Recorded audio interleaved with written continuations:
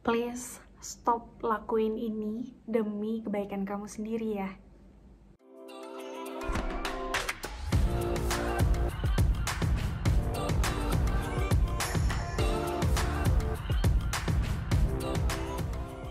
Kenapa aku ngebahas spesial topik ini? Supaya kalian berhenti untuk melakukan kesalahan yang sama dengan orang-orang lain.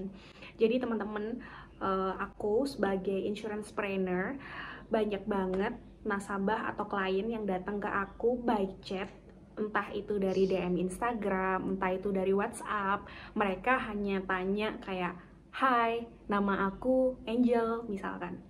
"Bisa nggak bikin aku proposal asuransi?" Nah, ketika kita sebagai insurance planner, kita mau tanya, "Oh iya, kalau boleh tahu asuransinya kebutuhannya apa? Kesehatan kah atau jiwa kah?" Kita itu sebagai insurance planner, kita itu harus fact finding dulu. Kita nggak bisa asal-asalan langsung kasih proposal, "Oh iya, proposal asuransi ya, nih untuk kamu," gitu. Sebagai insurance planner, kita itu juga merencanakan life planner financial kamu. Kita nggak sembarangan asal ngasih sebuah proposal. Banyak banget step dan hal-hal yang harus life planner lakukan. Misalkan biasanya kalau aku tuh fact finding dulu. Orang ini pencari nafkah utama kah? Kebutuhannya itu apa? Life insurance kah? Health insurance kah? Critical illness insurance kah? Karena banyak banget produk asuransi. Dan yang nyaman untuk cash flow mereka itu berapa gitu. Kemudian mereka itu sukanya produk yang unit link atau tradisional. We have to talk, we have to know more deeper about our customer, right? Ketika kita minta akses nomor WhatsApp untuk kita follow up, terus kita kirim proposalnya by PDF, selalu ada sih klien yang gak usah deh kirimin by DM Instagram aja. So how I explain the detail of this product gitu kan. Sepinter-pinternya nasabah, mereka itu juga orang awam ya. Maksudnya aku pun sebagai agent, aku pun ini juga banyak missing point gitu. Ada aja yang missing point, yang lupa nggak nyampein atau detail-detail kecil gitu. Bagaimana lagi dengan orang awam gitu. Orang awam dengan klien hanya bilang, udah dah, aku juga sering kok baca proposal, aku juga cari comparable dari provider A, B, C, kamu cukup aja deh send proposal kamu, aku baca sendiri. Sebagai insurance planner aku tuh kurang happy ya, maksudnya sebagai nasabah kita itu harus tahu detail, sedetail-detailnya. Kalaupun kamu membandingkan provider A, B, C, jangan hanya membandingkan tentang produk saja. Agent ini juga harus dibandingin loh. Kenapa? Karena si agent ini, insurance planner ini akan berhubungan dengan kamu selama masa kontrak berlangsung. Kamu bisa membandingkan, oh agent provider A capable sih, tapi gak gampang dihubungin dia. Kalau dihubungin suka lama gitu. Gimana nanti kalau aku klaim, misalkan begitu. Agent provider B, dia cepet sih dihubungin, tapi produk knowledge-nya kurang. Nah, agent provider C, wah dia good banget sih, dia good banget, terus dia gampang dikontak, terus dia selalu kasih aku solusi, bukan hanya di tentang berasuransi, tapi in my daily life misalkan. So, buat teman-teman ya, yang kalian ingin berasuransi, yang kalian ingin mentransfer resiko kalian ke perusahaan asuransi, kalian boleh compare, boleh banget, itu wajib, compare itu wajib, karena kalian harus mendapatkan produk yang terbaik kan, buat kalian, sesuai dengan kebutuhan kalian. Ingat ya, compare itu bukan dari harga, compare itu dari manfaat. Jangan sampai terkecoh dengan harga yang murah meriah, tapi ternyata di dalamnya manfaat yang kamu inginkan nggak terpenuhi gitu. Itu akhirnya jadinya salah beli produk, akhirnya nanti kamu kecewa, kamu merasa tertipu, kamu tutup polis dan uang kamu hilang gitu aja. Jangan sampai kayak gitu. Makanya comparable tuh perlu. Terus cari tahu sedetail-detailnya melalui agent. Please talkative, please build the communicate. Karena kalau kamu sudah membangun komunikasi, di situ kamu bisa menentukan, oh kalau perusahaan A itu seperti ini, oh agent ini history claimnya ini gitu ya.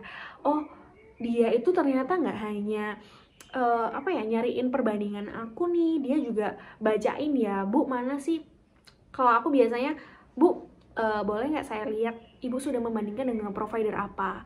Nanti biasanya aku membuat suatu perbandingan, oh kalau rawat inap provider A sekian, kalau kita di sini sekian gitu. Terus kalau misalnya operasi di sini di budget sekian, kalau kita sekian. Nah dari situ nasabah bisa berpikir ya, maksudnya oh value-nya yang aku dapat dari Mbak ini tuh apa sih, dari Fani tuh apa, dari si Mas ini tuh apa gitu kan. Terus dia juga udah bisa kebayang gitu, oh nanti kalau aku klaim dia tuh sereaktif apa ya untuk nge-service aku. Jadi stop untuk hanya mengcompare produk asuransi hanya berdasarkan proposal. Hentikan itu dari sekarang. Kalau bisa comparable-nya melalui comparable agent juga. Agentnya tuh patut kamu compare, patut. Dan sepintar-pintarnya orang awam baca proposal pasti ada poin-poin miss gitu, karena ada beberapa hal yang perlu kita pay attention dalam berasuransi ya. Misalkan cara klaimnya, apa sih yang ngebuat orang itu bisa gagal klaim, nah itu kita harus tahu. Terus bagaimana aku menghubungi kamu kalau aku sakit atau klaim, bagaimana cara klaim meninggal dunia, terus nanti kalau meninggal dunia apa aja yang disiapin. Nah you have to know the detail, karena setiap perusahaan itu memiliki term dan conditionnya masing-masing. Jadi nggak bisa hanya dengan baca proposal kamu sudah merasa puas dengan itu, jangan.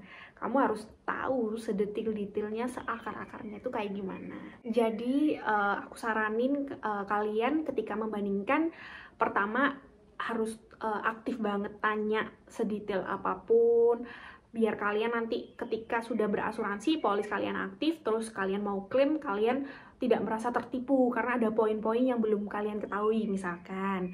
Terus yang kedua, kalian juga harus compare tidak hanya perusahaan tapi juga agentnya, karena banyak banget agent yang part timer, mereka nggak full timer.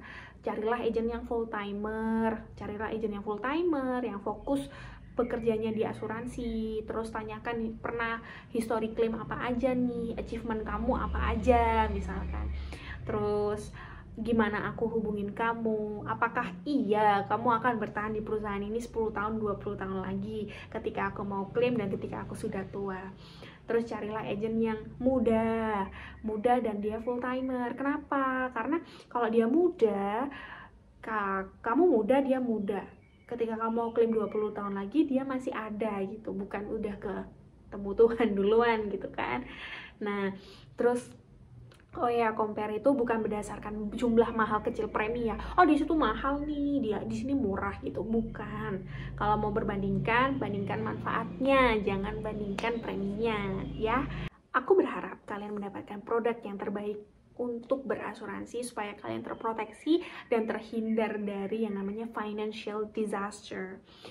Untuk info lebih lanjut atau kalian mau sharing tentang insurance, kayak Fanny aku mau cari asuransi tapi aku bingung, kalian bisa kontak aku, feel free aja, nanti aku taruh di description box my Instagram, my WhatsApp, kalian bisa connection with aku di sana. Dan jangan lupa kalian untuk subscribe atau share konten ini jika konten ini bermanfaat ya. Thank you, bye, have a good day.